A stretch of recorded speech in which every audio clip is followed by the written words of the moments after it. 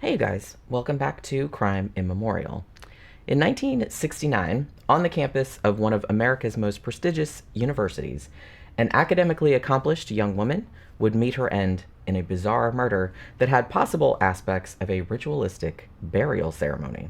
And less than a month after that, another woman who also had connections to the same college was found murdered less than a mile away. These are the mysterious cases of Jane Britton and Ada Bean.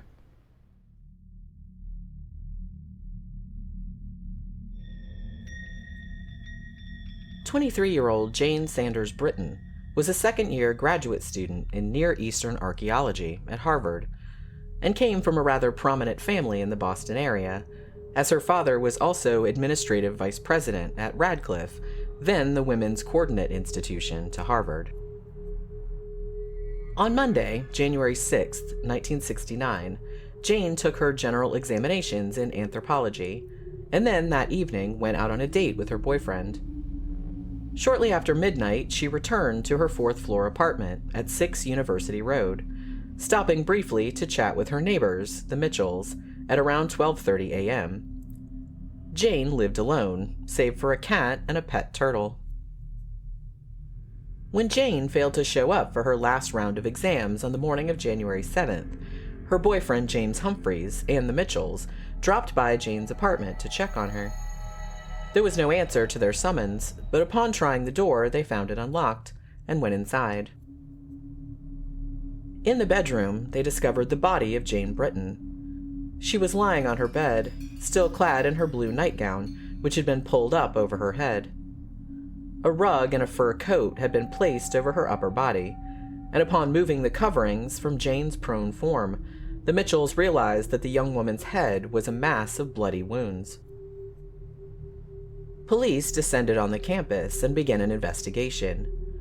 Jane had been killed by several blows to the head, with an implement that was thought to be a cleaver or a hatchet, though some contemporary reports state that the murder weapon might have been an archaeological artifact from an Iranian dig that resembled a large stone, a relic that had been a gift from the Mitchells. This artifact was believed to be missing from Jane's apartment. There was no sign of forced entry into the residence. All the doors were unlocked, and all of the windows were open, although authorities believed that the killer had probably entered the apartment via the fire escape. A set of unidentified fingerprints was recovered from the scene. It appeared that Jane had been raped, and investigators were able to collect a semen sample left by the killer, though of course DNA analysis was not available in 1969.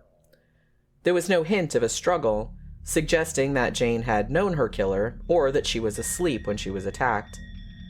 Robbery had clearly not been the motive, for the apartment had not been searched or ransacked, and large sums of money, as well as a few pieces of expensive jewelry Jane wore, remained untouched.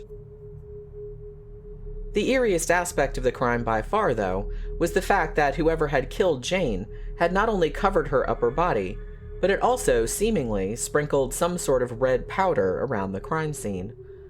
Some sources made the further assertion that the powder had also been dabbed on Jane's face in a peculiar pattern.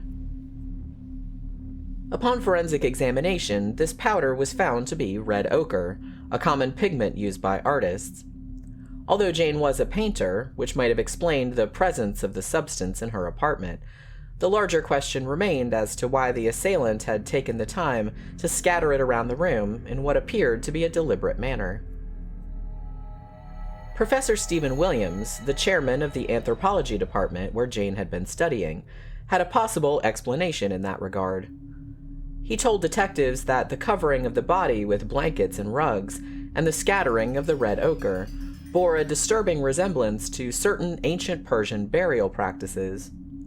Jane Britton, he pointed out, specialized in Near East archaeology, and in fact had been on an expedition to Iran the summer before she was murdered.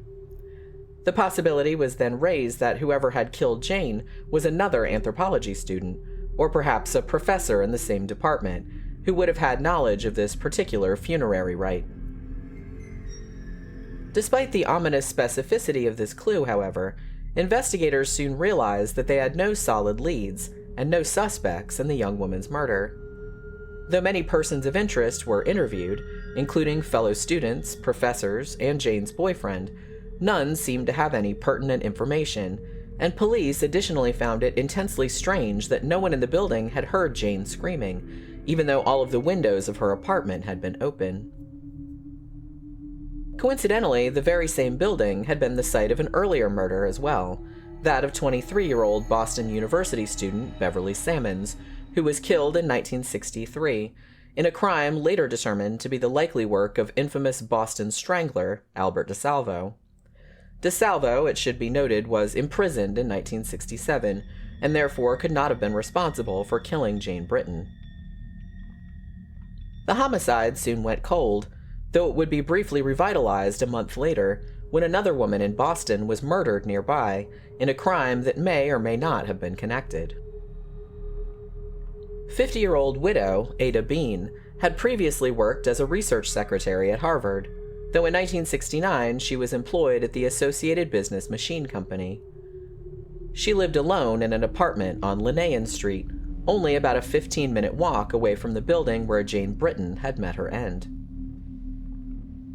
On Wednesday, February 5th, Ada's employer became concerned when she didn't show up for work, and his concern only grew when she likewise failed to turn up on Thursday.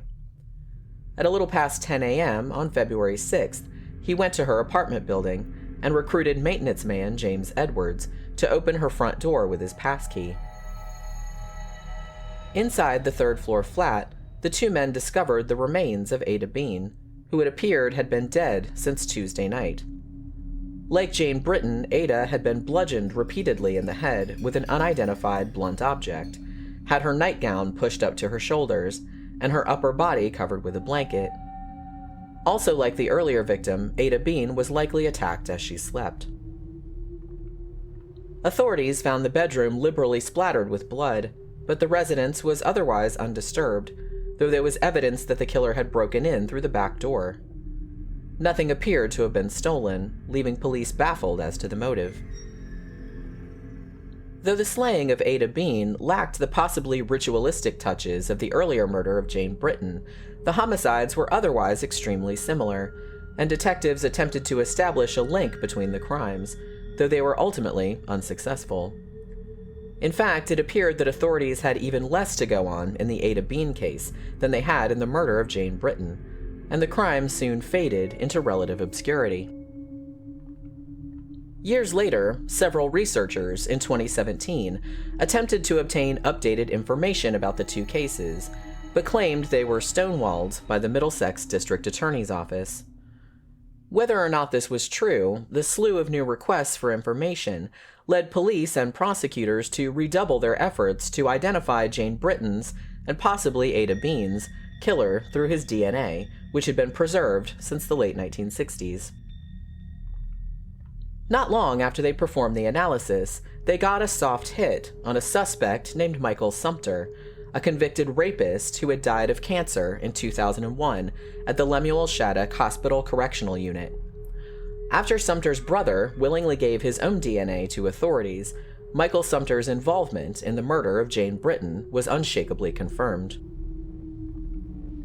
Sumter did not live in the Cambridge area, but had as a child, and had also worked only a mile from Jane Britton's apartment at the time she was killed. Additionally, Sumter's girlfriend lived in an apartment in the vicinity. Jane Britton had apparently been Michael Sumter's first rape and murder, though he had been incarcerated for theft and other minor crimes in 1965. After killing Jane Britton, his next victim was 24-year-old Ellen Rutchick, who was raped and strangled with a speaker cord in her apartment on January 5, 1972. For this crime, Sumter was convicted only of assault and battery, with a sentence of 6 to 10 years. In November of 1973, however, he was given a furlough, from which he failed to return. While evading police over the following month, Sumter attacked 23-year-old Mary Lee McLean, raping her and smothering her to death in the apartment she shared with 2 roommates and one friend who was sleeping over, none of whom heard a thing. A little more than a week later, Sumter was reapprehended and returned to prison. But in 1975, he was granted work release to go back and forth to his job at a local home furnishings store. One Saturday, though, Sumter left work when the store closed at noon and attacked another young woman, whom he persuaded to let him into her apartment for a glass of water. He tied her up, forced her to perform oral sex on him, gagged her, then raped her and fled. The victim was able to identify him from police photos, and he was arrested shortly afterward, ultimately given a 15 to 20-year sentence, which would last until his 2001 death. It would seem then that the bizarre detail of the red ochre scattered around Jane Britton's apartment in a seemingly ritualistic fashion was nothing but a false lead. The powder was most likely used by Jane herself and had nothing to do with her murder. Despite the similarities in the details between the murders of Jane Britton and Ada Bean, however, authorities are almost certain that Michael Sumter was not responsible for Ada Bean's slaying, meaning that her case, sadly, remains unsolved. Thank you, as always, for watching. Remember to like, share, comment, and subscribe to the channel if you haven't already. And don't forget to visit crimeimmemorial.com, where I post lots more written content about unsolved murders and occasional updates on cold cases. I'll see you guys again on the next one.